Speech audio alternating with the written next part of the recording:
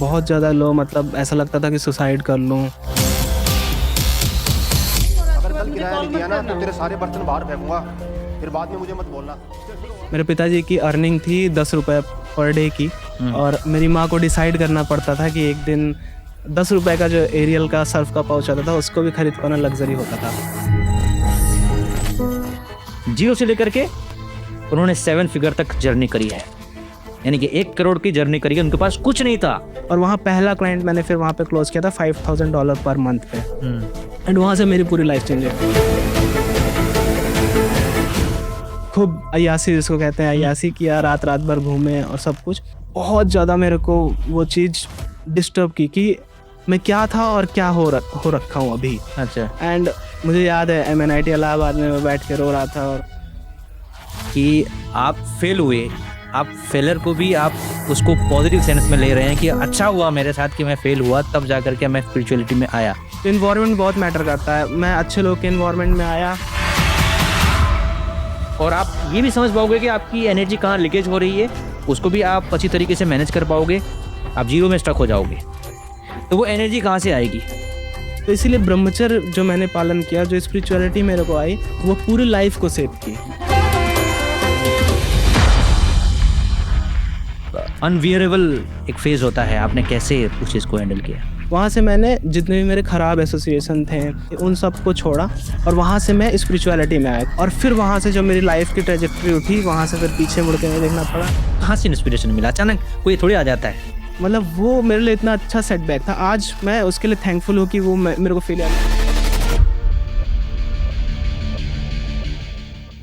कैसे फील करोगे अगर आप जीरो में स्टक हो जाओगे?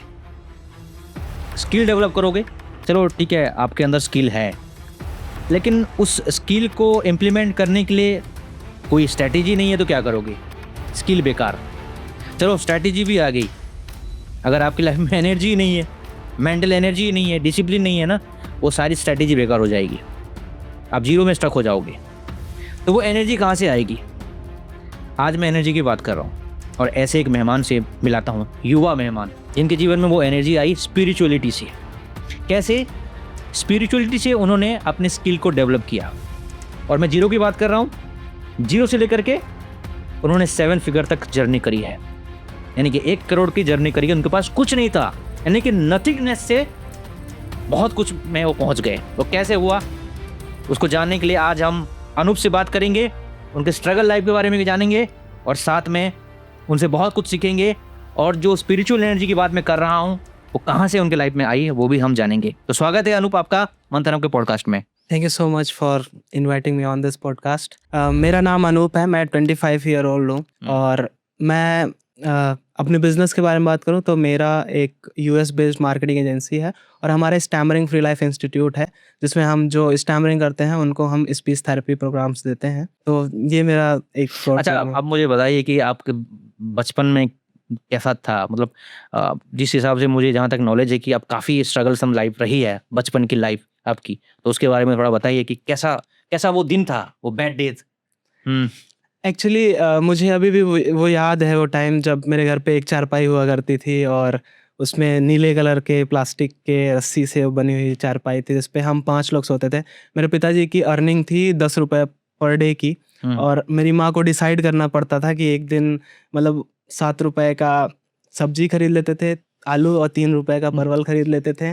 और मतलब मुझे याद है कि लाइक 6-7 क्लास तक, जब तक मैं बड़ा हो गया, हम लोग पहले 2 रुपए का जो एरियल का पाउच आता था वही हम लोग यूज़ करते थे। हमारे पास 10 रुपए का जो एरियल का सर्फ का पाउच आता था उसको भी खरीद पाना लग्जरी होता था। उसके बाद से फिर हम लोग मतलब बढ़ते गए, आगे जाते गए। पढ़ाई में मैं अच्छा रहा था बिगिनिंग से ही। अब बोल रहे हैं कि कुछ गलत एसोसिएशन भी हो गया था आपके लाइफ में, वो कैसा किया आपको उसने? हाँ, एक्चुअली फ्रॉम द बिगनिंग, क्योंकि पिताजी मेरे एक बहुत डिसिप्लिन पर्सन थे, और we have been through struggles, but life में मतलब फादर ने ही टाइम को लेके, सब कुछ को लेके बहुत अच्छे से सिखाया। घर में एक धार्मिक माहौल था हमेशा से, तो बचपन से मैं पढ़ने में भी अच्छा था, मेरे ब्रदर सिस्टर सब पढ़ने में अच्छे थे। तो मैंने जेईई मेंस क्लियर किया, और मेरा जेईई मेंस में 96 परसेंटाइल आया। तो उस टाइम बहुत खुश था, क्योंकि मेरे घर में कोई इससे पहले इंजीनियर भी नहीं हुआ था। IITs NITs में तो जाने की बात ही नहीं थी। तो बहुत अच्छा मतलब रिजल्ट आया, 96 परसेंटाइल आया।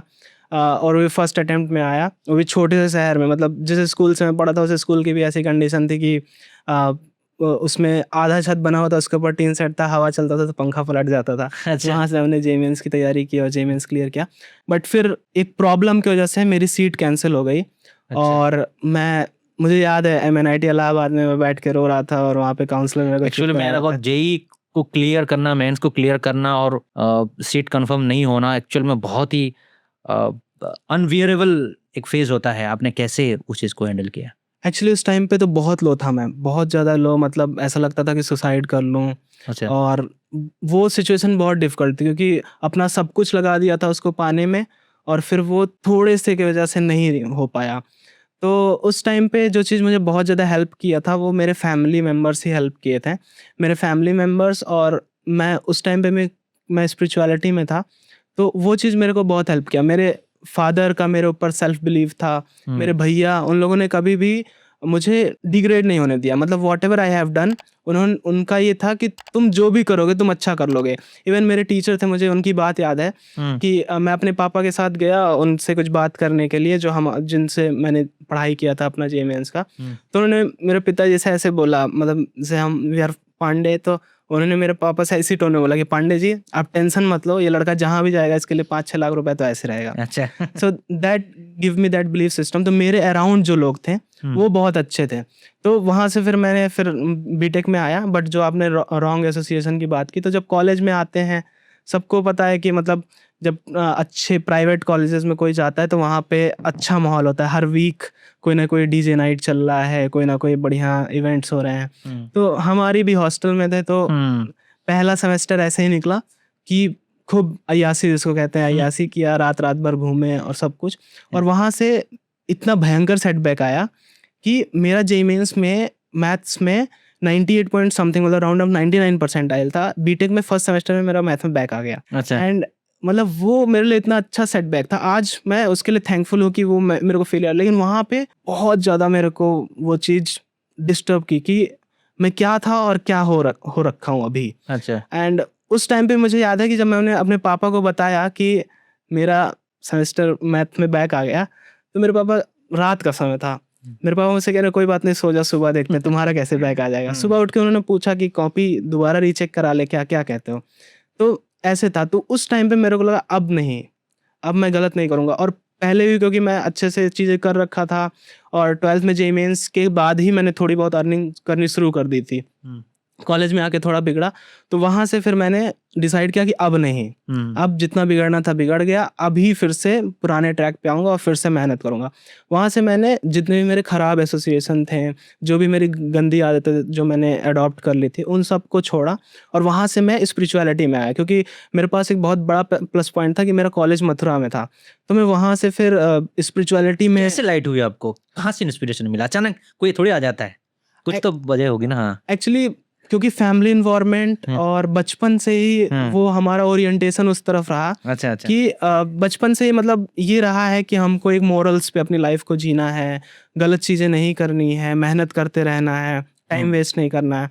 तो वो मन में था कि स्पिरिचुअलिटी, और क्योंकि मतलब ऐसी अपब्रिंगिंग रही कि स्पिरिचुअलिटी हमेशा रहा है कि spirituality is very important for us. तो जब मैं कॉलेज में भी आया था तो पहले मैं ऐसे सोचता था कि कॉलेज में जाऊंगा तो वहाँ मंदिर होगा तो वहाँ जाया करूंगा, बट नहीं था। फिर जब ये सब सेटबैक हो तो कभी कभी इसलिए बोलते हैं कि जो फेलियर आया वो हमको बहुत कुछ सिखा गया। तो फेलियर्स ने एक्चुअल में सिखाया।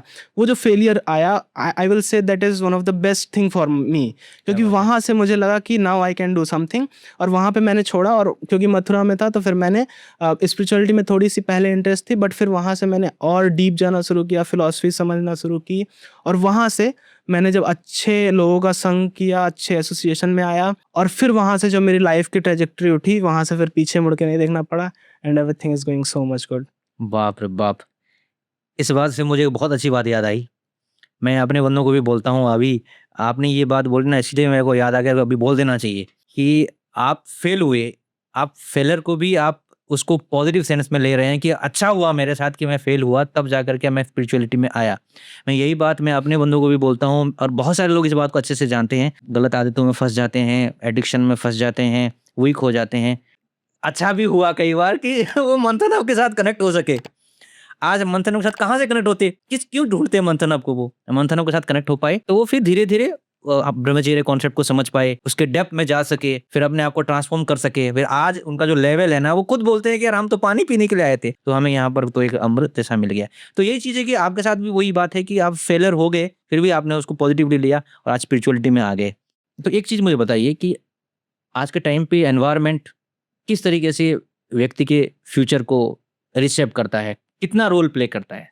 एक्चुअली आई विल से कि इन्वायरमेंट ही सब कुछ है। हाँ। जैसे एक व्यक्ति अगर सक्सेसफुल लोगों के बीच में बैठ जाए तो उसको उसके दोस्त या वो सक्सेसफुल लोग उसको ढकेल के आगे बढ़ा देंगे। लेकिन अगर कोई एक बहुत एक्सट्रीमली गुड माइंडसेट का व्यक्ति अगर वो नुक्कड़ पे खड़े होके 4 लोगों के साथ सिगरेट पीने वालों के साथ खड़े हो जाए तो उसकी कितनी भी टॉप की माइंडसेट हो वो उसको नीचे ले आएंगे।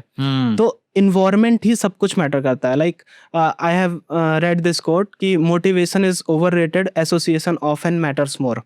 तो एसोसिएशन ही एक्चुअल में सब कुछ है। जैसे ही हम अच्छे लोगों के साथ हैंग आउट करते हैं, बढ़िया लोगों के साथ रहना शुरू करते हैं, वहीं से माइंडसेट बनती है। जैसे मेरे साथ भी था, when I got in this association, मैं स्पिरिचुअलिटी में, वहाँ से मुझे अच्छे अच्छे कॉलेज सीनियर्स मिले। जैसे हमारी एक एनर्जी है, हम जब उस एनर्जी को खुद की एनर्जीज को जब हम अपलिफ्ट करते हैं तो फिर हमको भगवान उस तरीके से हेल्प करते हैं कि वो हमको अच्छी एनर्जीज से मिलाते हैं।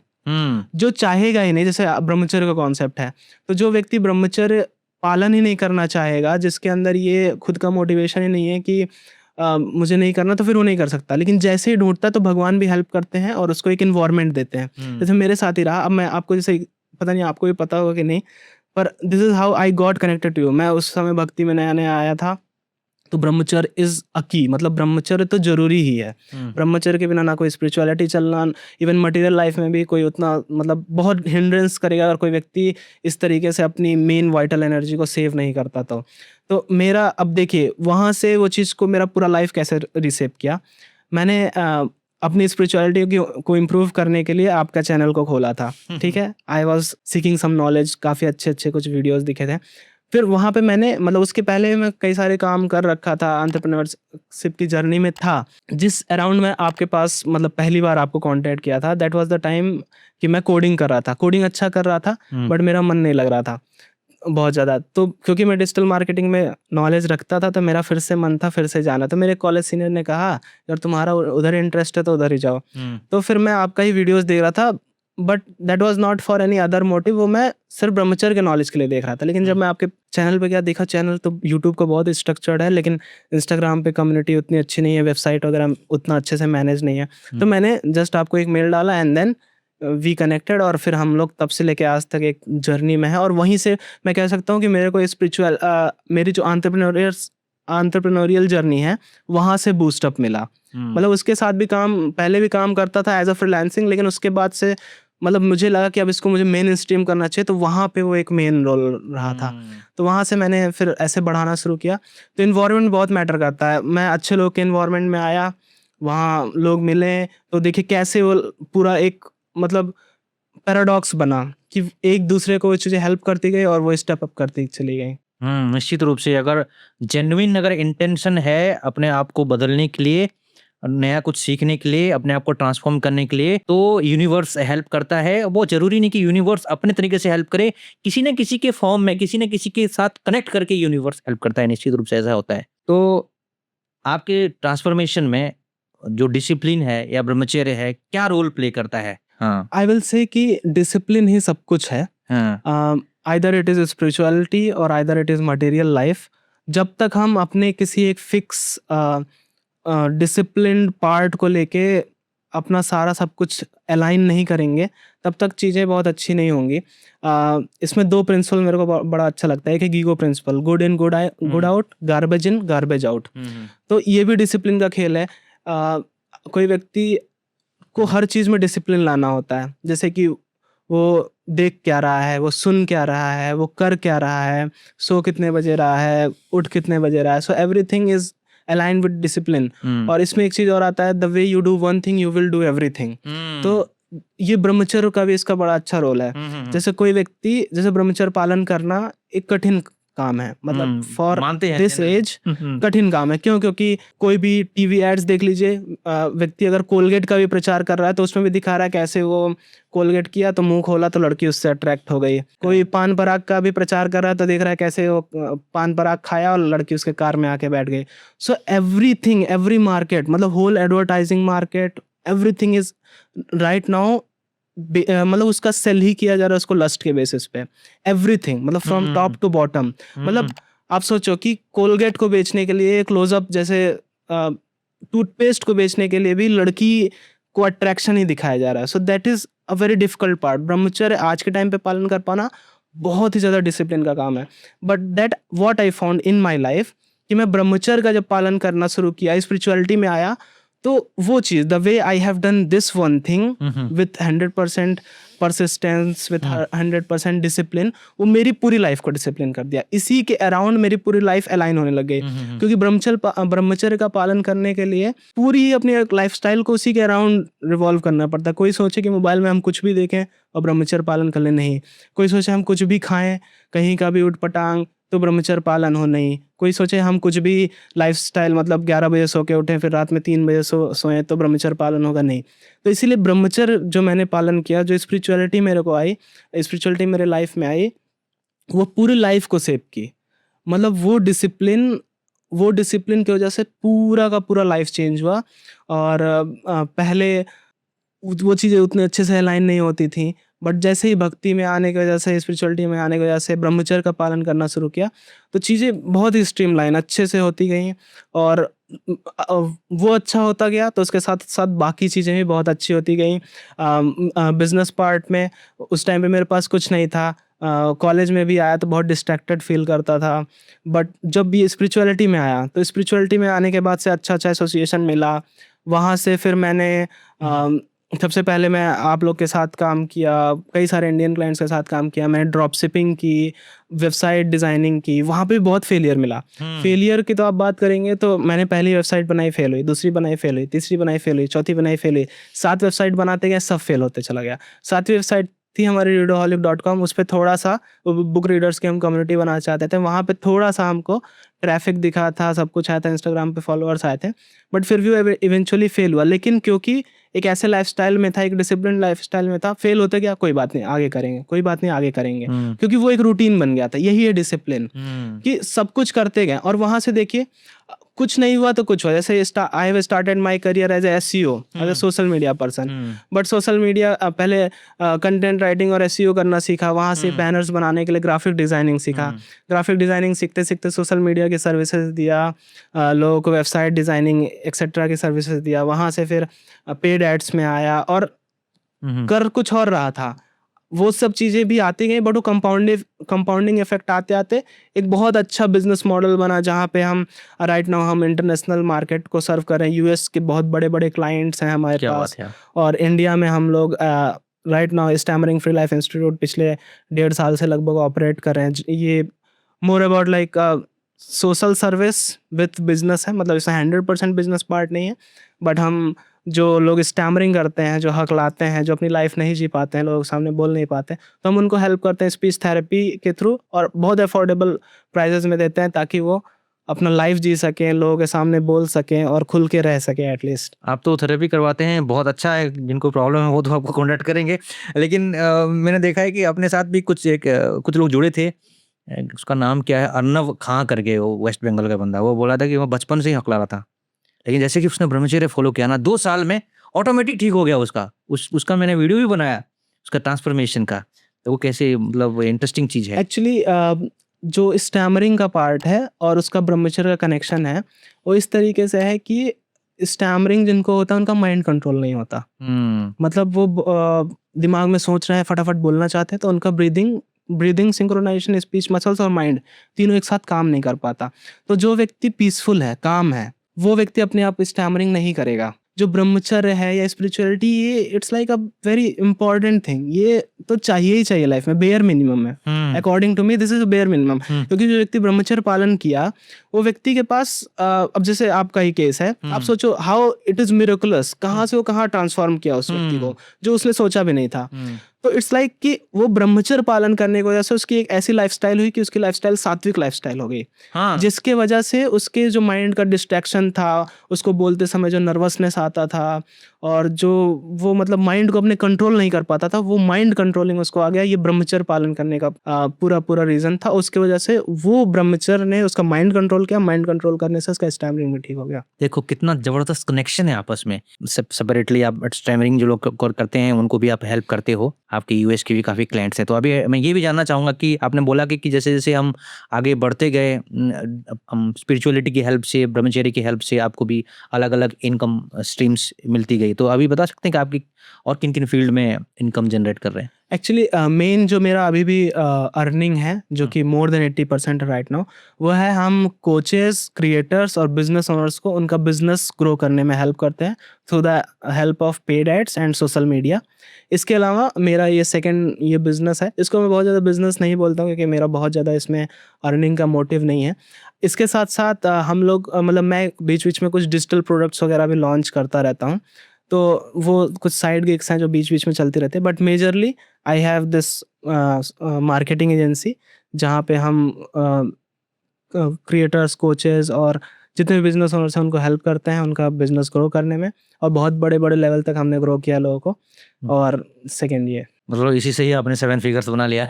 हाँ, मेजरली जो actually like this is a turning point in my life. इसमें मैं बात करूँगा बिजनेस में भी बहुत फेलियर आए। जैसे कि मैं जब कॉलेज के थर्ड ईयर में था, उस टाइम पे मैं एक हेल्थ टेक स्टार्टअप चलाता था जिसका नाम था अप एंड क्लिनिक। वो हम लोग का एक होम्योपैथिक स्टार्टअप था जिसमें हम लोग डॉक्टर्स को कनेक्ट करते थे पेशेंट्स के साथ होम्योपैथिक, क्योंकि एलोपैथ में बहुत भीड़ है, आयुर्वेद में भी है ऑनलाइन, बट होम्योपैथ में नहीं था। तो हम लोग कुछ बीमारियों को टारगेट करके करते थे, वो बहुत अच्छा चल रहा था, like things were going good. But उस टाइम पे चैलेंजेस आते थे, D2C मार्केट में चैलेंजेस होते हैं, जैसे RTO बहुत ज़्यादा आता है, ऐसे एक्सेट्रा बहुत प्रॉब्लम्स हैं। तो वहाँ पे ऐसा टाइम था कि मेरा कॉलेज का ये आ रहा था, कॉलेज का प्लेसमेंट शुरू हो गए थे, थर्ड ईयर में था। और क्योंकि फाइनेंशियल कंडीशन मेरी उस टाइम पे भी अच्छी नहीं थी कॉलेज के टाइम पे, तो मैंने एजुकेशन लोन लेके पढ़ाई किया था। जब मैं प्लेसमेंट के लिए भी नहीं जा रहा था और मेरा ये हेल्थ टेक स्टार्टअप था, चीज़ें चल रही थी, but due to partnership issue, due to logistic issue, due to too much calls etcetera, employ अच्छा नहीं मिल पा रहा था, उसकी वजह से मैं बहुत स्ट्रगल कर रहा था और मेरे को उस टाइम पे लगे कि अभी क्या करूँ मैं। बट हाँ, ये सेल्फ बिलीव था कि कुछ ना कुछ अच्छा होगा, और प्लेसमेंट के लिए तो नहीं जाऊंगा, एंटरप्रेन्योरियल स्पिरिट है मेरा, मैं अपना ही बिजनेस करूंगा अच्छे से। तो उस टाइम पे क्योंकि मैं जैसे बहुत सारे लोग के लिए एज अ फ्रीलांसर काम करता था, तो वहाँ से फिर मैंने डिसाइड किया कि अब हम कुछ और बड़ा करते हैं। तो फिर वहाँ पे मेरे को एक कॉलेज सीनियर थे, उन्होंने भी मेरे को कुछ गाइडेंस दिया था इंटरनेशनल मार्केट टैप करने के लिए। फिर वहाँ से मैंने पहला इंटरनेशनल मार्केट में टैप करना शुरू किया, और वहाँ पहला क्लाइंट मैंने फिर वहाँ पे क्लोज किया था $5,000 पर मंथ पे। एंड वहाँ से मेरी पूरी लाइफ चेंज हुई। उसके बाद थर्ड ईयर में मैं अपने मतलब घर पे ऐसा रहता था कि हर महीने 1.5 लाख रुपए 2 लाख रुपए भेज रहा हूँ, लोन भर दो। तो मेरे पापा का फ़ोन आया कि भाई क्या कर रहे हो, कुछ गलत तो नहीं कर रहे हो? क्योंकि मतलब घर वालों के लिए बहुत ज़्यादा वो था कि भाई 1 लाख 1.5 लाख रुपए महीने भेज कैसे रहा है। सो दैट वाज जर्नी कि वहाँ से फिर हमने इंटरनेशनल क्लाइंट्स को टारगेट करना शुरू किया, और ऐसे इंटरनेशनल क्लाइंट्स में फिर हमने अच्छा पोर्टफोलियो किया, बहुत अच्छे क्लाइंट्स के साथ काम किया, और अभी भी वही कर रहे हैं। वो हेल्थ टेक स्टार्टअप उस टाइम पे बंद हुआ, बट उसके बाद इसको ही बहुत अच्छे तरीके से ग्रो किया, और फिर अभी स्टैमरिंग फ्री लाइफ। जब मैंने आपके किसी वीडियो में भी सुना था कि आपका कुछ 7-8 लाख रुपए का लॉस हो गया। कहाँ लॉस हुआ था, ये कैसे हुआ?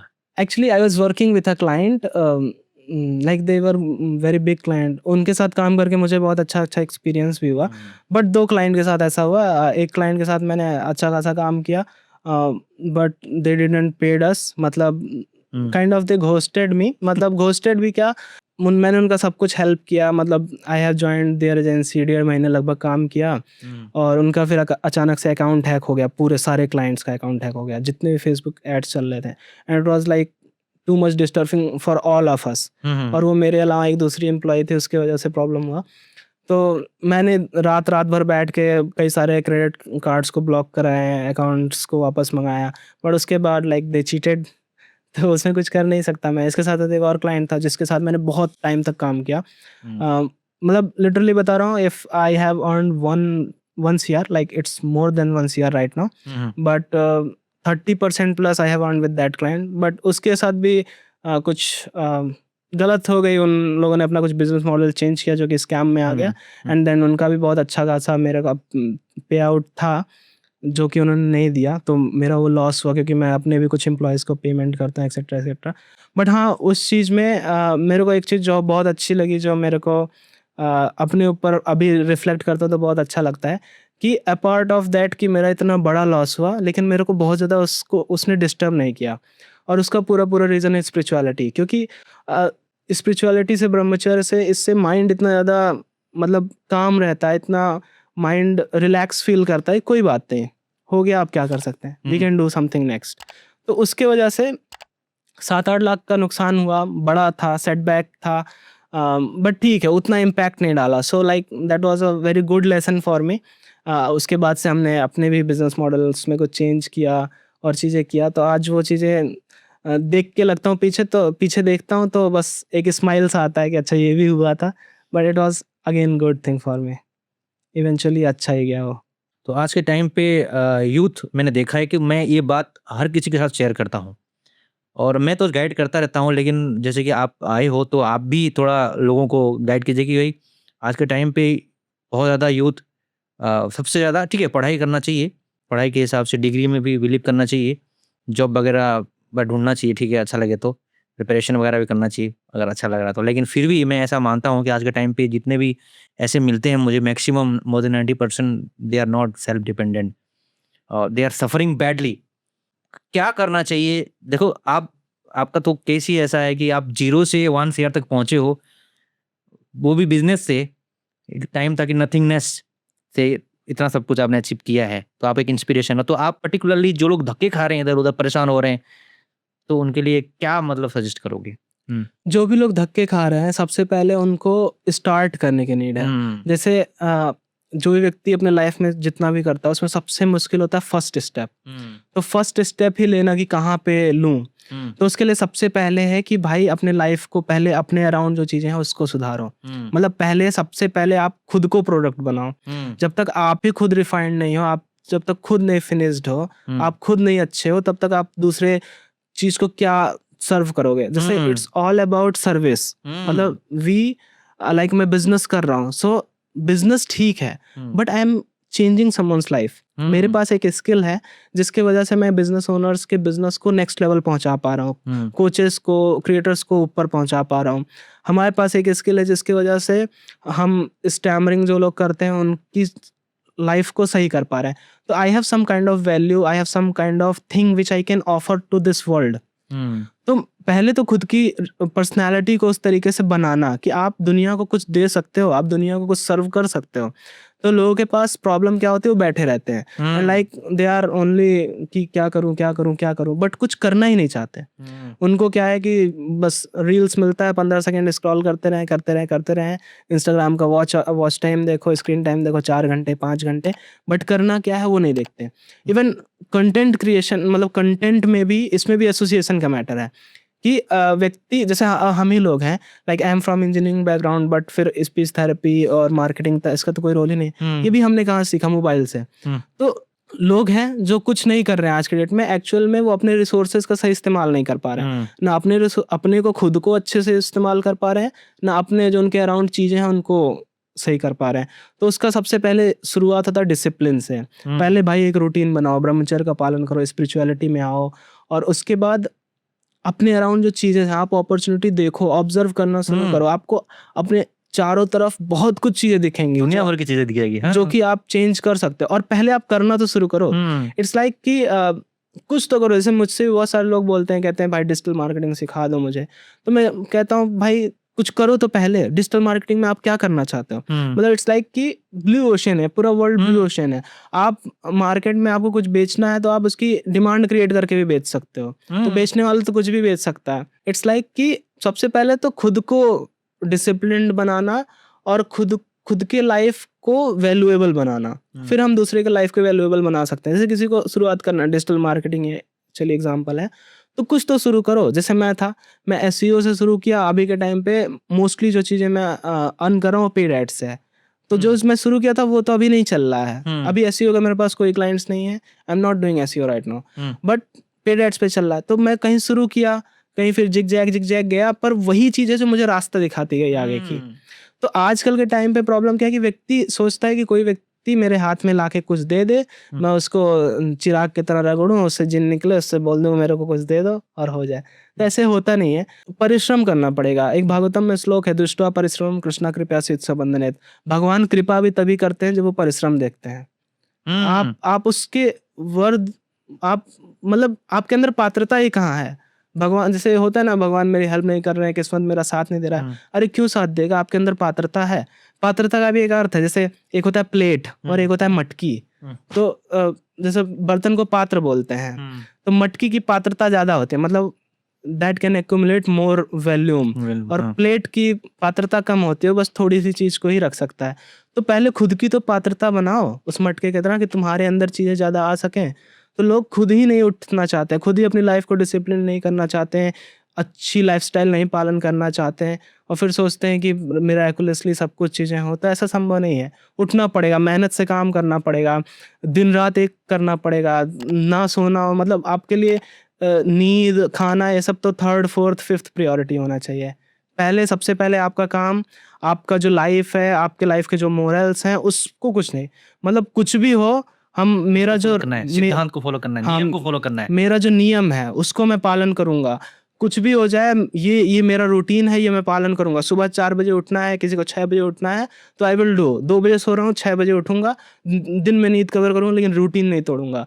तो ये जब माइंडसेट आता है इस तरीके से, तभी व्यक्ति कर पाता है। और उसमें सबसे पहले शुरू होगा कि अपना एसोसिएशन चेंज करो, गलत लोग के साथ रहोगे तो होगा नहीं। उसके बाद खुद को रिफाइन करो, अपने इन्वायरमेंट को रिफाइन करो, क्या देख रहे हो, क्या सुन रहे हो, क्या खा रहे हो, कहाँ घूम रहे हो, सबको रिफाइन करने की जरूरत है, and then everything will become fine. अच्छा, उनके लिए फिर क्या सजेशन रहेगा? जैसे कि कई लोग कहते हैं कि हम जानते हैं कि हम गलत एसोसिएशन में फंस चुके हैं, still we are not able to leave all those association because of our मजबूरी, ठीक है, कि हम उस एनवायरनमेंट में रहने के लिए फोर्स्ड हैं, कि हम चाह करके, जैसे हॉस्टल लाइफ कई लोगों की लेती है, मैं भी हॉस्टल में रह चुका हूँ, आप भी रह चुके हो, तो वहाँ पर खान पान भी वैसा रहता है। वो बोलते हैं कि आप तो अब शुद्ध शाकाहारी खाओ, सात्विक खाना खाओ, या ऐसे लोगों से बचो। लेकिन बचूं तो कैसे बचूं, क्योंकि मेरे साथ तो वैसे ही लोग हैं, कहाँ भाग के जाऊँ, मेरी पढ़ाई डिस्टर्ब हो जाएगी। तो मैं ऐसे एनवायरनमेंट में, नेगेटिव एनवायरनमेंट में अपने आप को कैसे पावरफुल बनाऊं? बस घुमा फिरा के वही आ जाती है बात, आप बताओ। एक्चुअली इसमें एक बहुत इंपॉर्टेंट चीज़ है, एक्टिंग करने आना चाहिए। मतलब आप पहले तो खुद कन्विंस हो जाओ कि आप जो चीज़ कर रहे हो वो सही कर रहे हो कि नहीं। उसके बाद सबसे पहले खुद को इम्प्रूव करना शुरू करो। फिर जब आपके अगल बगल के लोग हैं, आपको लगता है, आपको पता है कि ये रॉन्ग लोग हैं, तो कोई बात नहीं, उनके अंदर के आप गुण को देखो। ऐसे जरूरी नहीं है। मेरे जो कॉलेज टाइम के फ्रेंड्स थे वो भी आज मेरे अच्छे फ्रेंड्स हैं, बट मुझे उनसे जो अच्छाई दिखी मैं उसको अडॉप्ट करता हूँ, और जो उनकी बुराई है कोई बात नहीं। और एक बहुत बड़ी इंपॉर्टेंट चीज़ ये भी है कि दोस्त भी पहचानना सीखना चाहिए। अगर कोई दोस्त है और आपको गलत आदतों की तरफ ढकेल रहा है, आपसे गलत चीज़ें करा रहा है, तो इसका मतलब आपका हितैषी नहीं है। That's just temporary. 6 महीना पहले मिला है और 1 साल बाद जब बर्बाद हो गए तो फिर कोई मतलब नहीं। मतलब दारू पिलाने वाले दोस्तों में भी ये रूल होता है कि सबसे पहले दोस्त आपको पिलाता है, उसके बाद फिर दोस्त खर्चा कराता है, बाद में सबका ही पैसा गायब होता है, लेकिन स्टार्टिंग में कराता है। तो आपके पास खुद नॉलेज होना चाहिए कि ये मुझे करना है कि नहीं करना है। इसमें एक श्लोक आता है, अनुकूल से संकल्प प्राप्तिकूल से वर्जनम, कि जो अनुकूल है उसको एक्सेप्ट करो, जो प्रतिकूल है उसको रिजेक्ट करो। अब जिसको चेंज करना है अपना लाइफस्टाइल, तो सबसे पहले अच्छी चीजों को लाना शुरू करो। लाइफ में क्या होता है, एक बड़ा अच्छा रूल है कि आप रिमूव करोगे तो शायद फेल कर जाओगे, बट आप रिप्लेस कर सकते हो। रिप्लेसमेंट बहुत अच्छा मॉडल है। मतलब आप एग्जाम्पल, हाँ, जैसे कि आप अपने लाइफ में गुड चीज, मतलब आपको बुरी चीजें हटानी है अपनी लाइफ में, तो बस अच्छी चीजें ऐड करते रहो। जैसे कि मैं एक एग्जाम्पल देता हूँ कि बाल्टी में गंदा पानी भरा हुआ है, ठीक है, और उस गंदा पानी को साफ करना है, तो उसके ऊपर, उसके अंदर इतना साफ पानी डालो, कंटिन्यू डालते जाओगे, अपने आप साफ हो जाएगा। यही है ना? एग्जैक्टली। तो यही है कि रिप्लेसमेंट इज द की। आप सोचो कि मेरे दोस्त खराब हैं, मैं उनको हटाऊं कैसे? अरे वो छोड़ो, आप रिप्लेस करो। सबसे पहले खुद की लाइफ को वैल्यू ऐड करो। मोबाइल ही है, मोबाइल में आपके पास पूरी दुनिया है, आप कुछ भी ले सकते हो। तो आप खराब कंटेंट की जगह अच्छे कंटेंट कंज्यूम करना शुरू करो। आप कुछ भी सीख सकते हो मोबाइल से, आप कुछ भी सुन सकते हो। आपको जो चीज चाहिए आपको इंटरनेट पे 1 क्लिक में मिलेगा। तो आपको बस वही करना है कि गुड चीज को अपने लाइफ में लाना है, और जो खराब चीजें हैं, तो जैसे दोस्त वगैरह हैं तो उनके साथ थोड़ा एक्टिंग कर लो, मतलब और मन मत खोलो। जैसे क्या होता है जब व्यक्ति अपने उस खराब एसोसिएशन में अपना हृदय खोलने लग जाता है तो वहां फंस जाता है। बिल्कुल फंस जाता है। और अभी आपने जो कहा कि इंटरनेट में सब कुछ है, कई लोग निंदा भी करते हैं इंटरनेट की वजह से मैं बर्बाद हो रहा हूँ, मोबाइल की वजह से मेरी लाइफ खराब हो गई, आज अगर मोबाइल नहीं होता, इंटरनेट नहीं होता तो दुनिया बहुत खूबसूरत होती है, ऐसा बोलते हैं। लेकिन ठीक है, एक तरफा आप सोचोगे तो ठीक भी है, लेकिन अगर उसका दूसरा साइड देखोगे तो बहुत ही खूबसूरत है। अगर इंटरनेट नहीं होता, ये मोबाइल नहीं होता, तो आज मंथन हब ये ब्रह्मचर्य के रिलेटेड वीडियो नहीं बना रहा होता। आप पहले वेबसाइट डिजाइनिंग करते थे, उसके बाद आपने मार्केटिंग सीखी, आपने उसको धीरे धीरे धीरे आपको क्लाइंट्स मिलते गए। कैसे? Due to internet only. Mobile से ही तो आपने इतना सब कुछ किया, और जीरो में थे, अब एक करोड़ तक आप पहुंचे। तो इंटरनेट का सही यूटिलाइज हो जाए तो आज रोना धोना ही बंद हो जाए लोगों का। एक्चुअली आई विल से कि ये एक्सक्यूज है, मतलब जिसको करना होता है वो कर लेता है। जैसे भागवतम में एक बड़ी अच्छी स्टोरी है प्रहलाद महाराज की। उनके इतना एडवर्स सिचुएशन किसका हो सकता है? असुर कुल में पैदा हुए, पिता माता सब कुछ असुर, उनके गुरुकुल के टीचर असुर, लेकिन फिर भी उनको जो करना था ही वॉज ऑन दैट। 5 साल के बच्चे थे बट वो जानते थे कि मुझे क्या करना है और उन्होंने वही किया जो उनको करना था। मतलब लाइफ में कितनी सिचुएशंस उनके एकदम विपरीत रही, मतलब उससे ज्यादा विपरीत क्या हो सकता है? मतलब आपका पिताजी आपको ऊपर से ढकेलवा दे रहा है, आपको हाथी के नीचे छोड़ दे रहा है, आपको आग में झोंक दे रहा है, अब इससे बुरा आप क्या लोगे? फिर भी उस कंडीशन में आप देखो कि हाउ दैट हेल्प, मतलब उनका वो क्या भगवान पे भरोसा था, वो फेथ था, वो जो कर रहे थे उनको अपने प्रोसेस पे कितना वो था कि मैं कुछ भी नहीं होगा, मैं जो चीज कर रहा हूँ, जो मैं भगवान की भक्ति कर रहा हूँ, मैं ये नहीं छोड़ूंगा कुछ भी हो जाए। सो ये जो जिसका अपने प्रोसेस पे इस तरीके से बिलीव होता है ना, वो कर लेता है। ये मेरा एनवायरनमेंट खराब है और मैं ये नहीं कर पाऊंगा, मेरे फ्रेंड्स गलत हैं, ये ठीक है, वो सब चीजें अपने जगह पे हैं। बट अगर आप डेडिकेटेड हो, आप डिसिप्लिन्ड हो, तो फिर चीजें अपने आप सही होंगी। और जब वही वाला जो श्लोक मैंने बोला कि दृष्टो परिश्रमम कृष्णा कृपया सित्सव बंदनेत, कि भगवान जब आपका परिश्रम देखेंगे तो भगवान भी मजबूर हो जाएंगे। वो कहेंगे अरे यार ये तो बहुत मेहनत कर रहा है, इसका नहीं कृपा करूंगा तो मतलब भगवान भी अपने आप को रेडी समझेंगे, आप ऐसी मेहनत तो करो। Very interesting. एक बार बार एक और भी इशू आता है, मुझे बहुत लोग लिखते हैं कि हम भी जैसे कि मंथन हब के लिए बोलते हैं कि हम आपका ब्रेन रिव्यू भी करना चाहते हैं, हम अपने आप को बदलना चाहते हैं, पर हमारे पेरेंट्स ही हमें रोकते हैं, कुछ भी हेल्प नहीं करते हैं, फिनेंशियली भी हेल्प नहीं करते हैं।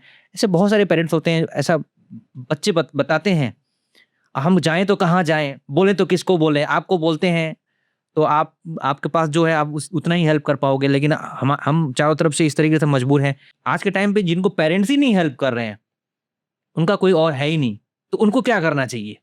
उनको सबसे पहले तो देखिए, कोई कितना भी बुरा हो जाए, हिरण्यकश्यप के साथ तो किसी का पिताजी हो गया नहीं, तो हमारे फैमिली मेंबर्स एक्चुअल में इतने बुरे हैं नहीं। प्रॉब्लम क्या है कि हमने कभी अपने आप को सही प्रूव ही नहीं किया उनके सामने।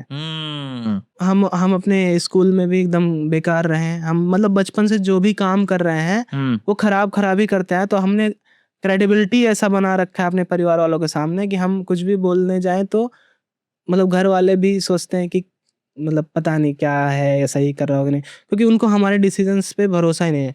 तो एक्चुअल में उसमें क्या है कि हम खुद से जब खुद की लाइफ को डिसिप्लिन करना शुरू करेंगे, कुछ अच्छा करेंगे, तो हमारे फैमिली मेंबर्स हमारा सपोर्ट करने के लिए ही बैठे हैं। कभी भी ऐसा नहीं है कि हमारे फैमिली मेंबर्स हमारा गलत चाहें। एटलीस्ट अभी तो कोई rare of the rarest case हो। हाँ, जब हम कमजोर बने रहेंगे, हमारे अंदर योग्यता ही नहीं होगी, तो कोई हेल्प नहीं करेगा। और उसका स्टार्ट हो जाता है फैमिली मेंबर से ही। तो हमें लगता है हमारे फैमिली मेंबर हमें हेल्प ही नहीं कर रहे हैं, ये अच्छा नहीं हो रहा है मेरे साथ, जबकि प्रॉब्लम फैमिली मेंबर में नहीं है, फैमिली में नहीं है, पेरेंट्स में नहीं है। प्रॉब्लम हमारे अंदर है कि हम वीक हैं, हम अपने आप को पावरफुल बनाने की कोशिश नहीं कर रहे हैं और हम कंप्लेन कर रहे हैं। जिस दिन हम पावरफुल बन जाएंगे ना, वही फैमिली मेंबर तारीफ करने लग जाएंगे, वही बोलेंगे कि चलो बेटा क्या चाहिए। एक्चुअली इसका बहुत सिंपल सा एग्जांपल है कि जैसे आपका एग्जांपल है, कोई व्यक्ति आपके पास आता है कोर्स लेने के लिए, ठीक है, उसके पास उतना पैसा नहीं है, बट आपने फ्री वीडियोस भी तो डाल रखी है। आप वो स्टूडेंट जो नहीं ले पा रहा, पहले आप फ्री वीडियो से देखो, अपने लाइफ को डिसिप्लिन करो, फिर जब आपके लाइफ में चेंज आएगा तो चेंज सिर्फ आप नहीं देखोगे, आपके बगल वाले लोग भी देखेंगे। उस टाइम पे फिर अपने पिताजी को जब आप बताओगे कि I need this now to uplift my self, पापा देखो मैं यहाँ से यहाँ आया, अभी मुझे यहाँ से यहाँ थोड़ा और जाना, अब मेरी थोड़ी मदद कर दो, तुरंत करेंगे। बट आप इतने से इतना आओ तो घर वाले क्यों मदद करेंगे आपकी? ऐसे एग्जाम्पल्स बहुत हैं हमारे चैनल में। एक वैभव करके, वो सुन भी रहा होगा वैभव, बहुत लोग जानते भी होंगे, बिहार का बंदा है। वो भी बोलता था, उसके पिताजी ने उसको बोला कि तेरे जैसा बेटा होना नहीं होने के बराबर है, नालायक है तो मतलब भगवान ने क्यों पैदा किया मेरे घर में तुझको, इतना मतलब कठोर बोलते थे वो। लेकिन आज उसके पापा उसको उसके लिए इतना हेल्प करते हैं, उसके ब्रदर भी हेल्प करते हैं। वो उसने अपने आप को ऐसा ट्रांसफॉर्म किया, और यहीं से स्टार्ट किया उसने, ब्रह्मचर्य से स्टार्ट किया, उसके बाद ब्रेन रिवेयर में आया, आज कुछ अच्छी पढ़ाई कर रहा है, और मुझे लग रहा है कि वो बहुत कुछ कर लेगा। क्या कॉन्फिडेंस लेवल है उसका, उसको मैंने दिखाया है कई बार लोगों को अपने एक्चुअली सीन क्या होता है, व्हाट आई हैव सीन, कि घर वालों को हमारी अच्छाई से मतलब है। घर वाले अपोज कब करने लग जाते हैं, जब उनको लगता है कि हम गलत डिसीजन ले रहे हैं। जैसे मेरे लाइफ में था कि बहुत सारे मेरे डिवोटी फ्रेंड्स हैं, वो जब डिवोशनल सर्विसेज में आते हैं, भक्ति करना, स्पिरिचुअलिटी में, सीरियसली स्पिरिचुअलिटी में आते हैं, तो इंडियन सोसाइटी में एक टैबू है कि घर वाले उससे भी डरने लगते हैं कि कहीं बाबा जी ना बन जाए, ये ना हो जाए।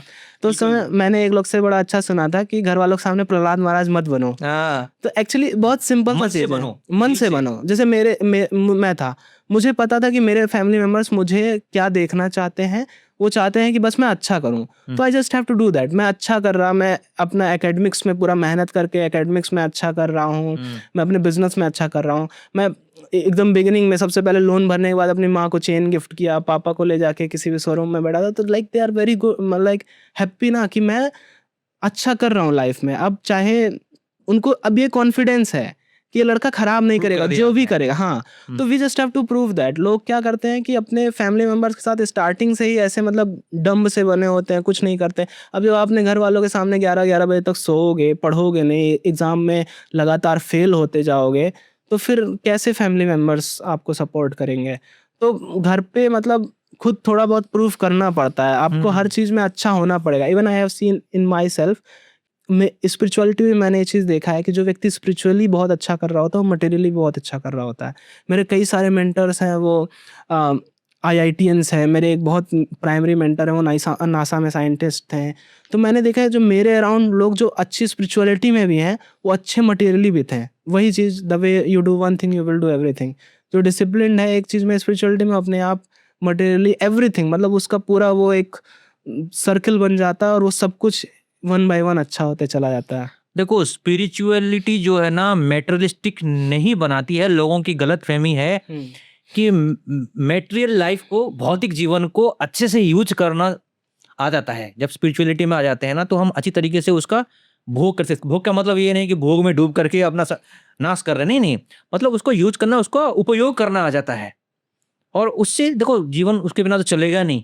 ठीक है, हम जो संसार में जो चीजें बनी हुई है, ईच एंड एवरीथिंग, देखो इतनी व्यवस्था जो है क्रिएशन में, सूर्य का उदय होना, अस्त होना, फिर प्लांट से खाना बनना, फिर बारिश होना, सर्दी होना, गर्मी होना, इतने सारी चीजें हैं। और एक ग्रेविटेशनल फोर्स का होना, ये इतनी इंटरेस्टिंग चीजें हैं, पूरे यूनिवर्स में है सारी चीजें, एक व्यवस्था है। सब मटेरियल चीजें तो है ना, बस हमारे एंजॉयमेंट के लिए भी है कुछ चीजें, और हमें उसमें डूबना भी नहीं है, ऑब्जर्व करना है। अगर सही तरीके से यूज करना आ जाएगा, और वो आएगा केवल स्पिरिचुअलिटी से ही। हाँ। अगर हम स्पिरिचुअलिटी को नहीं फॉलो करेंगे, ब्रह्मचर्य को नहीं फॉलो करेंगे, तो 100% दलदल में फंसेंगे, उसको ही सच मानेंगे। और आज तक कोई पैदा नहीं हुआ कि उसको सच मान करके कोई आज कुछ बड़ा बन गया हो, और बड़ा बन भी गया हो तो नामो निशान मिट गया उसका। यही सारे एग्जाम्पल्स आते हैं ऐसे।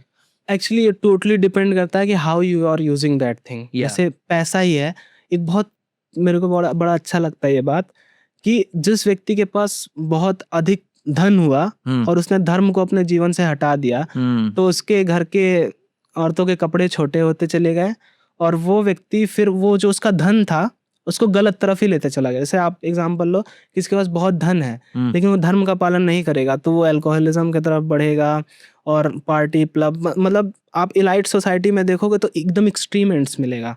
जो भी व्यक्ति हाईएस्ट पेडेस्टल पे है, या तो वो एकदम गलत चीज़ों की तरफ एकदम एक्सट्रीम एंड्स में होगा, या तो अच्छी जगह एकदम एक्सट्रीम एंड्स में होगा। और धन के साथ अगर स्पिरिचुअलिटी नहीं ऐड हुई, जैसे एग्जांपल था एप्स्टीन फाइल्स, तो एप्स्टीन फाइल्स के क्लाइंट्स के क्या हैं, जो पूरे वर्ल्ड के टॉप CEOs हैं, टॉप कंट्री के प्रेसिडेंट्स हैं, रिचेस्ट पर्सन, वो उसके क्लाइंट है, और वो कितनी डार्क चीज़ें कर रहे हैं। रीज़न क्या है? उनके लाइफ में स्पिरिचुअलिटी नहीं है, पैसा है, स्पिरिचुअलिटी नहीं है। आप देखो बहुत सारे लोग होते हैं उनके पास जनरेशनल वेल्थ होता है, लेकिन कौन जनरेशनल वेल्थ को सस्टेन कर पाता है? जिसके पास धर्म होता है। जैसे फॉर एग्जांपल अंबानी है, मतलब I am like not praising personally anyone, but देखा जा सकता है उनके लाइफ में कि उनके लाइफ में धर्म है तो वो जनरेशन बाय जनरेशन और ग्रो कर रहे हैं। बट ऐसे लाइफ में बहुत सारे एग्जांपल हैं जो हम अपने कॉलोनी में देख सकते हैं कि बहुत लोग जिनके पिताजी बहुत कुछ किए और उनके घर पे धर्म नहीं था तो उनके बेटों ने सब डुबा दिया और आज मतलब ऑटो से भी चलने की स्थिति में नहीं है। तो वो चीज़ दिखता है कि मटेरियल चीज़ें हैं but how you are using that. जैसे धन है तो धन का उपयोग हम धर्म की सेवा में करें, हायर पर्पस के लिए करें, तो वो हमको और ज़्यादा ग्रोथ देगा और ऊपर उठाएगा।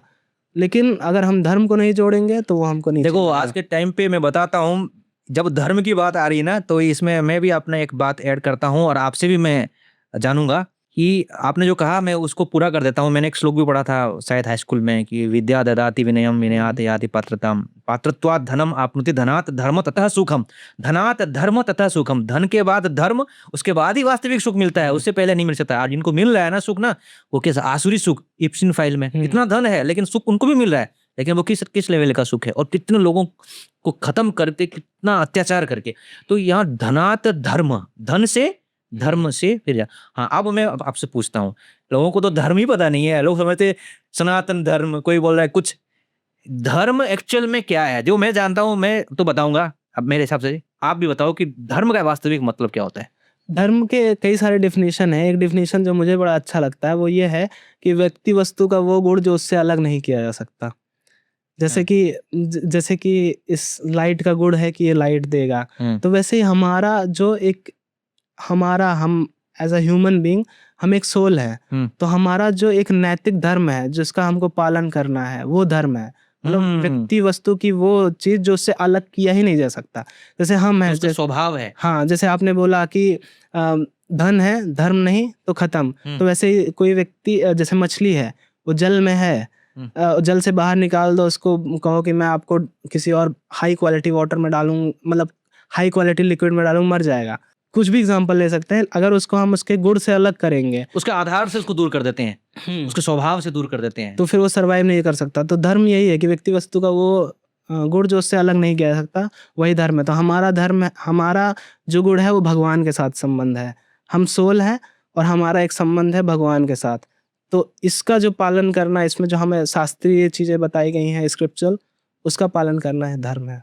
बिल्कुल। और सिंपल सेंस में अगर इसको हम समझें तो धर्म का मतलब व्यवहार में भी आएगा कर्तव्य निष्ठा, करने योग्य, जो जिस देश काल और पात्र के अनुसार जिस समय पर जो आपको करना चाहिए। जैसे कि महाभारत के युद्ध में अर्जुन के लिए जो धर्म की बात हो रही है, लोग सोचते हैं हिंदू धर्म, सनातन धर्म, ये धर्म वो धर्म। अरे भैया, वहां पर भगवान जो धर्म की बात कर रहे हैं, तो जहाँ धर्म वहां विजय है, तो धर्म मतलब वहां कर्तव्य निष्ठा की बात हो रही है।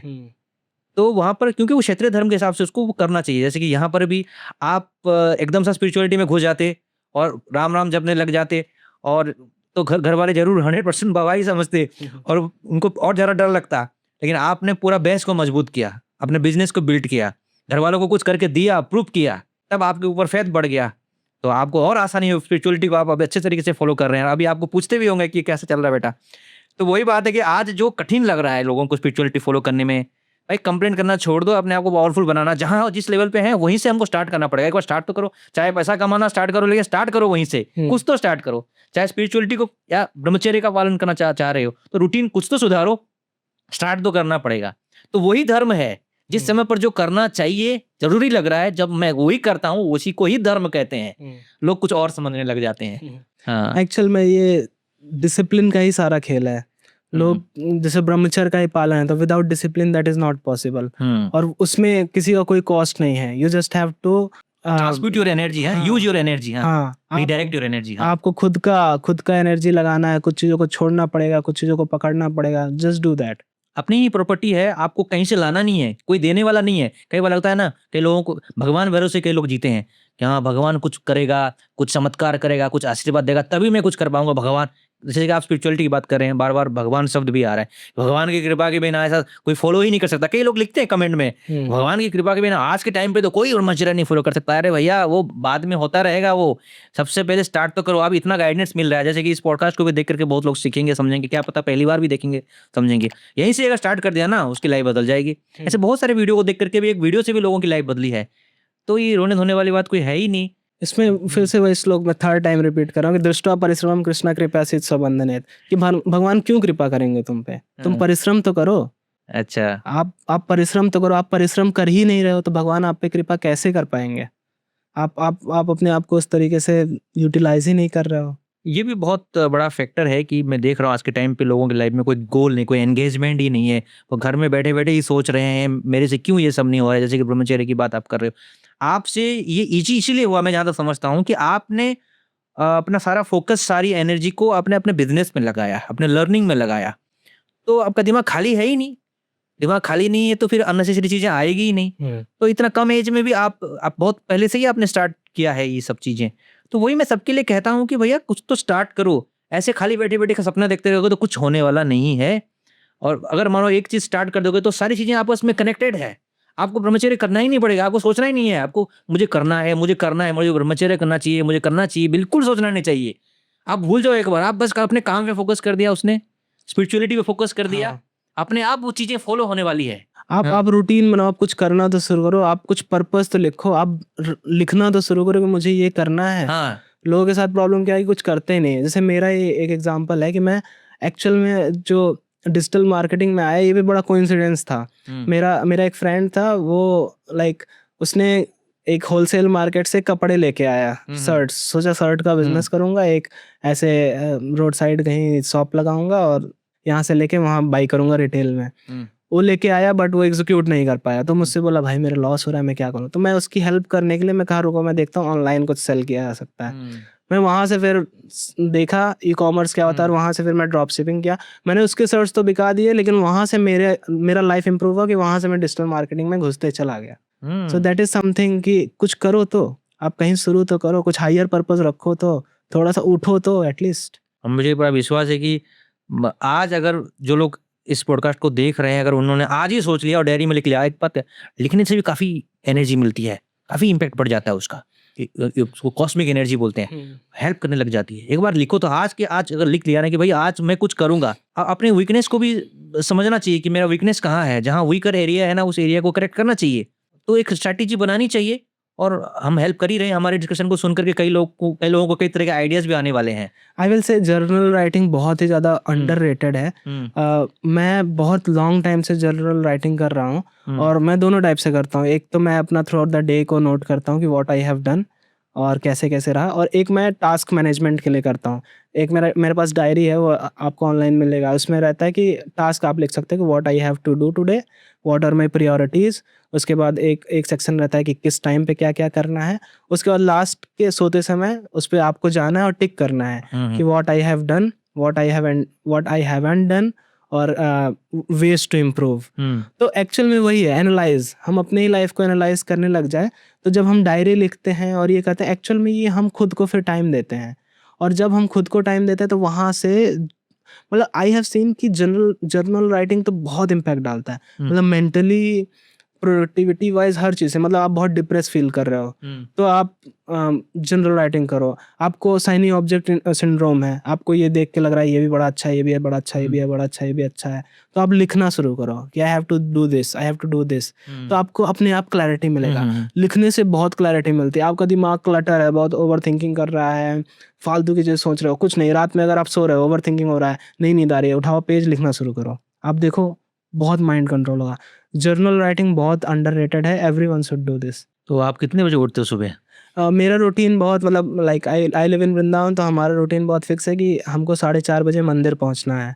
सो इट्स लाइक रूटीन ऐसा है कि 4:30 बजे मंदिर गए, अपनी स्पिरिचुअल साधना 7 बजे तक कंप्लीट करते हैं। उसके बाद ग्रंथ अध्ययन, शास्त्र अध्ययन करते हैं। उसके बाद लाइक 9-10 बजे तक अच्छा खासा टाइम भक्ति को देते हैं।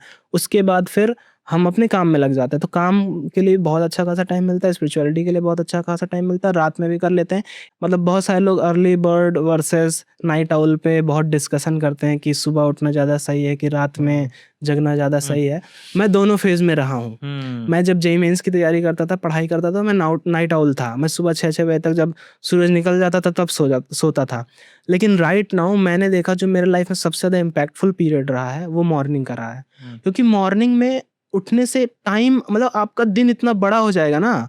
और मॉर्निंग में बाय द नेचर वो सुबह सत्वगुण का टाइम होता है। आपका उस टाइम पे माइंड डिस्ट्रैक्ट नहीं होगा। आप 4 बजे उठ के रील स्क्रॉल करने का प्रयास करो, थोड़ा-सा मन डाइवर्ट करेगा, नहीं, मन नहीं करेगा, मन नहीं करेगा। अलग ही क्योंकि एनर्जी वो रहती है। भगवान के द्वारा उस तरीके से बनाया गया, सुबह का टाइम ही ऐसा है। तो जो व्यक्ति, आप सोचिए 4 बजे उठा, उसके पास कंपैरिजन टू दैट पर्सन जो 9 बजे उठ रहा है, उसके आप कंपैरिजन टाइम सोचा, 4 बजे उठा, मान लीजिए 5 बजे से भी दिन शुरू करा तो 5, 6, 7, 8, 9, मतलब उसके पास 4 घंटे एक्स्ट्रा हो गया। और जो व्यक्ति 9 बजे उठेगा वो 9 बजे से काम नहीं कर पाएगा, उसका दिन शुरू होगा 11, 12, 1 बजे तक, और उसके बाद वहाँ से डिस्ट्रैक्शन शुरू होगा, मेंटल हेल्थ खराब रहेगा, ये वो। और वही पर्सन जो सुबह 4 बजे उठा वो तुमसे 6-7 घंटे आगे है। क्योंकि जो व्यक्ति मतलब नाइट आउल, आप उस तरीके से या तो प्रोडक्टिविटी यूज करो। जैसे एक बड़ा अच्छा गुण है जो हमको कुत्ते से सीख लेना चाहिए, वो ये है कि जैसे ही कुत्ते को आप देखिए कि the moment a dog is wake up he is active, उठते ही वो उठते ही एक्टिव होता है अपने उसमें। वो चीज जो व्यक्ति लेट उठता है उसके साथ नहीं हो पाता, नहीं हो सकता है। बट जो व्यक्ति मॉर्निंग में उठता है उसको आप देखेंगे कि उसका फिक्स है ना कि सुबह उठना। जैसे मान लीजिए मैं स्पिरिचुअलिटी में हूँ तो मेरा फिक्स है कि मैं 4:30 बजे पहुँचना है, उठता हूँ 4:15 हो गया तो भागा बाथरूम निकलना है, 15 मिनट रेडी होके पहुँच गया, नो गैस टाइम, उसमें कुछ भी टाइम खराब नहीं हो, एकदम फिक्स है। 4:30 बजे ये है, 5 बजे ये है, 7 बजे ये है, आना है, पूरा रूटीन फिक्स कर देता है। लाइक वही जो मैं बोला, the way you do one thing you will do everything, क्योंकि सुबह का रूटीन फिक्स है, उसकी वजह से पूरा दिन का रूटीन फिक्स हो जाता है। और वहाँ से फिर ये डॉग्स की लर्निंग है। और वो चीज़ मैं अपने लाइफ में मतलब खास कर मैं अपना देखता हूँ कि अगर मैं 11 बजे उठूँ, 9-10 बजे उठूँ, मतलब आई हैव सीन दिस, कभी कभी ट्रैवलिंग की वजह से नहीं रूटीन चेंज हो जाता है, बहुत बुरा लगता है, बहुत बुरा लगता है। क्योंकि 11 बजे उठे तो वो फिर इस तरीके से एक्टिवनेस नहीं रहती, और through out the day activeness नहीं रहती, रात के टाइम भी एक्टिवनेस नहीं रहती, तमाम डिस्ट्रैक्शन होते हैं, और वो टाइम का जो यूटिलाइजेशन है नहीं हो पाता। और जो सुबह 4 बजे उठने के बाद लगता है ना कि मैंने इतना काम कर लिया, रात में सो तो लगता है अरे वाह आज तो इतना सब कर लिया, वो लाइक इट्स वेरी अंडररेटेड। सुबह का उठना मतलब जो कर सके उनको तुरंत कर लेना चाहिए। सुबह उठना बहुत मतलब पावरफुल है। इसीलिए अपना जो प्रोग्राम होता है ना, सेशन वगैरह होता है ना, मॉर्निंग में 4:30 बजे ही होता है। मैं जानबूझ के उठाता हूँ सबको, जो लोग कभी 6 बजे 7 बजे 8 बजे उठते थे उनको ज़बरदस्ती उठाता हूँ, और फिर उनका सब कुछ सुधर गया। ऐसे भी लोग हैं जो 4:30 बजे क्या 3 बजे उठ जाते हैं, 4:30 बजे तो सेशन में आते ही हैं। इसीलिए मेरा इंटेंशन ही वही था कि सुबह उठने से अपने आप एक एनर्जी मिलती है, माइंड को काम डाउन करना ही नहीं पड़ता है, अपने आप काम डाउन हो जाता है अपने आप। वो मतलब उठना ही ना, वो अपने आप को डिसिप्लिन दे देगा। आपको सही टाइम पे आपको सोना पड़ेगा, और जब आप उठोगे ना तो वो मतलब आप सोचो कि आप अपने लाइफ का, अपने डे का पहला ही काम कठिन चीज से शुरू कर रहे हो। ये भी एक इफेक्ट है कि आप शुरू ही किए चैलेंज से। मतलब सुबह उठना इजी नहीं है, बट जो व्यक्ति ने उठा उसके अंदर रेजिलियंस डेवलप होता है, उसके पास है कि कैसे मुझे बाउंस बैक करना है। वो लड़ना ही मतलब दिन की शुरुआत ही हार ना मान के जीत के किया है। जो व्यक्ति 11 बजे तक सोया रह गया वो एक्चुअल में हार माना है। जिस व्यक्ति की शुरुआत ही दिन की हुई हार मानने से, और वर्सेस वो व्यक्ति जो सुबह लड़ झगड़ के अपने आप को उठा के कहीं खड़ा कर ले गया, तो उसके लाइफ मतलब आप देखो कि पूरा लाइफ कैसे इम्पैक्टफुली चेंज हुआ। एक व्यक्ति लड़ के जीत के खड़ा हुआ, और एक व्यक्ति हार के थक हार के फिर ऐसे लूज खड़ा हुआ है। बहुत अंतर है वो पूरा, इसीलिए पूरा लाइफ को चेंज करता है। बहुत ही बारीकी से ऑब्जर्व करना पड़ेगा, एक्चुअली बहुत इंटरेस्टिंग है। मेन बात ये है कि चाहे जीरो में रहो चाहे कहीं भी रहो, चाहे कितना ही प्रॉब्लम लाइफ में हो, कितनी विपरीत परिस्थितियां हो, कोई सपोर्ट करे चाहे सपोर्ट ना करे, हाँ यूनिवर्स सबको मौका देता है, भगवान सबको मौका देते हैं। अगर हम स्पिरिचुअल पॉइंट ऑफ व्यू से अगर देखें तो, अगर हम सही मायने में थोड़ा आसपास देखें, अपने आप को करेक्ट करना चालू कर दें, हम ये कमिट करना चालू कर दें, ये एक्सेप्ट करना चालू कर दें कि हाँ मेरे अराउंड ये गलत चीज़ें हैं और अच्छी चीज़ें हैं, तो उन सब चीज़ों को थोड़ा हम प्रयास करना चालू कर देंगे, भैया ठीक है मुझे ये नहीं करना चाहिए, एक बार प्रयास तो करें, एक स्टार्ट तो करें, अपने आप हम लाइन पकड़ने लग जाते हैं। जो लोग अपने आप को आज सोच रहे हैं कि मैं कुछ कमा नहीं पा रहा हूँ, वो भी अगर स्पिरिचुअलिटी की हेल्प ले, ब्रह्मचर्य की हेल्प ले, सही तरीके से अपनी एनर्जी को यूज करे, तो आज का पॉडकास्ट को सुनने के बाद कभी भी बेकार नहीं होगा लाइफ में। अगर जिसने सीरियसली ले लिया आज के पॉडकास्ट को, 100% आज का दिन अगर वो पिन कर देगा, और आने वाले 3 महीने में, तीसरे महीने में वो बहुत बड़े लेवल पर अपने आप को देख पाएगा। स्पिरिचुअलिटी को फॉलो करने के बाद, ब्रह्मचर्य को फॉलो करने के बाद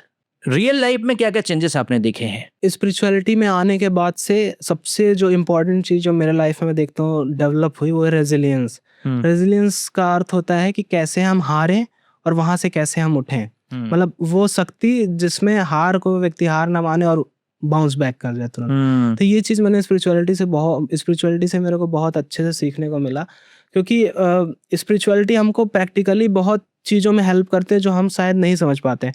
जैसे कि हमारा फोकस कैसा रहेगा, हम हार मानते हैं तो हमारे साथ के लोग हमको दिखते हैं कि कैसे एक स्ट्रगल है। एक्चुअल में spirituality is itself a struggle. ऐसा नहीं है कि लॉलीपॉप जैसा दे दो फिर वो खुश रहेगा, ऐसा नहीं। Spirituality itself is a struggle, मतलब वो डिसिप्लिन को पालन करने से उस व्यक्ति का लाइफ लिटरली, मतलब वो फ्रॉम द मॉर्निंग, मतलब जैसे I am living a spiritual lifestyle, तो स्टार्टिंग ही स्ट्रगल से हो रहा है। सुबह उठना, उठ के जाना, स्नान करना, गर्मी ठंडी बरसात, एक ही रूटीन फॉलो करना। तो वो एक ऐसा पर्सनालिटी ट्रेट बनाता है कि लाइफ में फेलियर आए कोई बात नहीं, हम आगे कर लेंगे। उसकी वजह से एक फेथ डेवलप होता है कि कोई बात नहीं, हम हमारा कनेक्शन किससे है, we are with that higher power, higher purpose. तो उसके वजह से वो जो लाइफ में मतलब इम्पैक्ट डालता है ना, दैट लाइक अनबिलीवेबल। मतलब वो जो रेजिलियंस डेवलप होता है कि मैं कुछ भी कर लूँगा, हारने के बाद भी हो जाएगा, अभी आगे कुछ कर लूँगा, वो जो इफेक्ट होता है ना, वो बहुत ही सॉलिड होता है। जैसे कभी कभी like right now I M entrepreneur, तो हम सबके मन में एक डर होता है, व्हाट इफ आई फेल। तो मेरे को रहता है कुछ नहीं, फेल हुआ तो क्या हुआ, शुरू करूँगा फिर से। ये चीज़ मुझे लगता है कि स्पिरिचुअलिटी बहुत हेल्प करती है। और मतलब इट्स लाइक अ पैराडॉक्स ना, कि हम शास्त्र को भी पढ़ रहे हैं। जैसे right now I am a music student as well, marketing भी आता है, अपना पूरा लाइफ एक बैलेंस रूप से चल रहा हूँ। तो मुझे पता है कि मैं अगर नेक्स्ट डे फेल हो जाऊँगा तो मुझे 15 दिन चाहिए, 15 दिन में फिर से कुछ ना कुछ बना लूँगा। So like this is something which is spirituality, जिसकी वजह से स्पिरिचुअलिटी बहुत हेल्प करती है। वह रेजिलियंस बिल्ड करता है, एक स्ट्रेंथ बिल्ड करता है, एक तगड़ा माइंडसेट बनाता है कि I can do anything with the help of that supreme power, और फिर चीज़ें होने लग जाती हैं अपने आप। तो आप यही सजेस्ट करोगे कि आज के टाइम पे बिजनेस करने वाले भी, चाहे भले ही करोड़ों कमा रहे हैं, अरबों कमा रहे हैं, उनको भी जरूर स्पिरिचुअलिटी फॉलो करनी चाहिए। लेकिन अगर वो फॉलो करना नहीं चाहें तो क्या करें अपन? तो हमारा मैसेज क्या रहेगा? क्योंकि बहुत सारे लोग हमें देख रहे हैं, तो ऐसा सोचेंगे कि यार क्या जरूरी है मेरे लिए स्पिरिचुअलिटी में जाना, मैं तो ऐसे ठीक हूँ, मैं तो ऐसे मजे में हूँ, पैसा भी कमा रहा हूँ, मेरे कोई कमी नहीं है, ऐसे भी सोचते हैं लोग। हाँ, एक्चुअली इसमें फिर अंतर आ जाता है ना कि what is the purpose of your life, and then again चीज़ आती है कि आप कमा लोगे फिर उसका अंत क्या है। मतलब आप लिटरली हैप्पीनेस तो पाओगे नहीं, मतलब आप दिन भर फंसे रहोगे, ये वो। कुछ तो अपने लिए करो। जैसे we are not just this body, we are soul, है ना। तो हमको कुछ अपने लिए भी तो करना है, अपने माइंड के लिए, अपने सोल के लिए। जैसे अमीरी है तो आप एक नंबर तक चलते जाओ, कितना नंबर, संतोष तो होता नहीं। मतलब आप एक लेवल पे, अब मैं 1 CR कमा लिया तो क्या अब हो गया? नहीं हो गया, अभी आगे करना पड़ेगा। तो वो ठीक है, वो चीज़ है, बट स्पिरिचुअलिटी ग्राउंडेड रखता है हमको कि, और वही चीज़ है जो हमको एक्चुअल में, मतलब जो हमारा, जैसे वही है ना, मछली है, उसको पानी में रखोगे सबसे ज्यादा खुश रहेगा, बाहर निकाल दोगे तो मर जाएगा। मुझे याद आया है, जो थायरो केयर के जो फाउंडर हैं, वेलुमणि, हाँ। उन्होंने भी यही कहा था, बहुत बड़े इवेंट में मैं भी गया था, कि मैंने बहुत कमाया अपने जीवन में, मैं अपने दूसरे को उन्होंने ट्रांसफर कर दिया है, लेकिन मेरे लाइफ में अगर मेंटल पीस नहीं है, स्टेबिलिटी नहीं है, इतना कमाने के बाद भी तो कोई मतलब नहीं है। तो आप जो भी बिजनेस कर रहे हो, उन्होंने सबको सजेस्ट किया, और सभी के सभी बिजनेस करने के लिए वहाँ बैठे हुए थे, और बिजनेस के लिए ही गाइड करने के लिए वो आए थे। बोला कि बिजनेस करो, पैसा भी कमाओ, लेकिन एक चीज चेक करोगे, अगर आपके लाइफ में मेंटल पीस नहीं है ना, तो आपको बिजनेस का कोई मतलब नहीं है। तो वहीं पर उन्होंने वो बात बोल दी जो बात हम बोलना चाहते हैं। भले ही उन्होंने स्पिरिचुअल पॉइंट ऑफ व्यू से नहीं कहा, स्पिरिचुअल बात कुछ नहीं बोल रहे थे, लेकिन घुमा फिरा के वही है कि स्पिरिचुअलिटी हमारी मेंटल पीस को रिटेन करने में बहुत हेल्प करती है। इसलिए स्पिरिचुअलिटी बहुत बड़ी चीज, चाहे बिजनेस करना चाहे चाहे ना चाहे। बिजनेस मतलब पर्टिकुलरली जो हाई अचीवर्स हैं, कुछ बड़ा फोड़ना चाहते हैं अपनी लाइफ में, मेटेरियली भी और स्पिरिचुअली भी, तो उनको स्पिरिचुअलिटी में आना ही चाहिए। और इट्स वेरी सिंपल, क्योंकि इतना कुछ देना पड़ रहा है, इसके लिए कुछ देना नहीं पड़ रहा। हाँ, इतना जरूर है कि देखो, कोऑपरेट करने के लिए यूनिवर्स भी है। एक बार अपने आप को तैयार करना है, कमिट करना है, फिर आगे बढ़ना है। गाइड करने वाले हम भी तो उसके पार्ट है ना।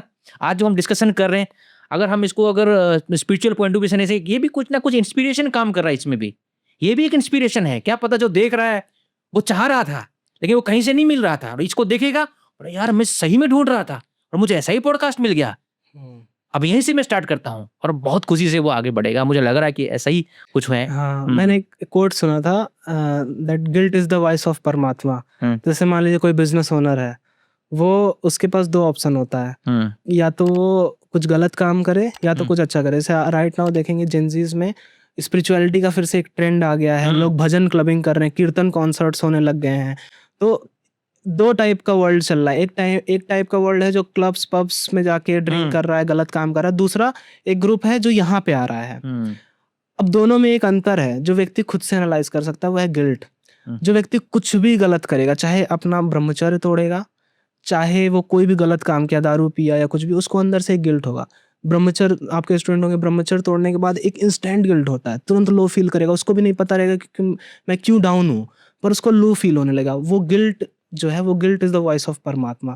भगवान हमको सिग्नल देते हैं कि ये चीज़ अच्छी नहीं है। आप देखो कि अगर कोई व्यक्ति, जैसे एग्जाम्पल है, कोई व्यक्ति पब्स में गया, क्लब्स में गया, वो बहुत नाचेगा, ये करेगा, वो करेगा, पर लास्ट में वो सेटिस्फैक्शन नहीं है, वो गिल्ट आने लगेगा, यार थोड़ा वेस्ट कर दिया। इन पर्सपेक्टिव टू, मतलब अगर दूसरे तरफ आ जाए और कुछ उसने डिवोशनली किया, मंदिर में ही जाके अगर बैठा हुआ है, कुछ स्पिरिचुअल बातें सुना, स्पिरिचुअल कीर्तन सुना, तो मन को शांत कर दे, खुद कहता भाई यहाँ आके तो मन शांत हो गया। दैट्स द डिफरेंस, जिसको खुद भगवान सिग्नल दे रहे हैं, वो गिल्ट के थ्रू।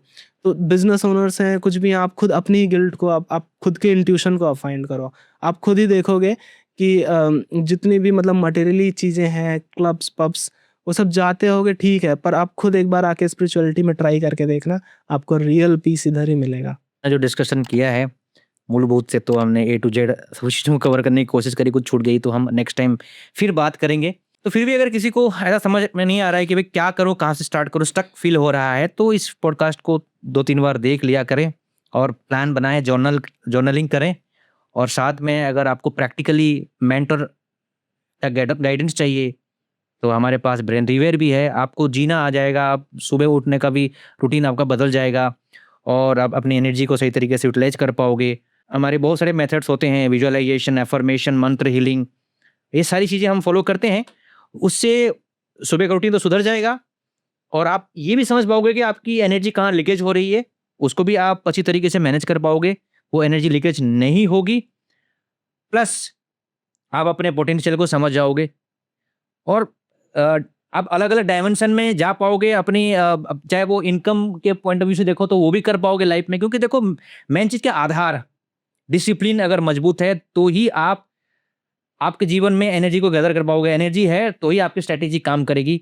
जब स्ट्रैटेजी काम करेगी तो कहीं पर भी आप फेल नहीं हो सकते। जैसे अनूप एक एग्जाम्पल है, उस स्ट्रैटेजी को उन्होंने इम्प्लीमेंट करने के लिए उन्होंने उसी एनर्जी को यूज किया और उसी एनर्जी को यूज करने के लिए उन्होंने स्पिरिचुअलिटी का हेल्प लिया है। आप भी हेल्प लीजिए, ब्रह्मचर्य का भी हेल्प लीजिए, हम आपके साथ हैं, बने रहेंगे। जिनको ये पॉडकास्ट पसंद आया है दबा के शेयर कर देना। मिलते हैं नेक्स्ट पॉडकास्ट में। All the best. जय हिंद, जय भारत।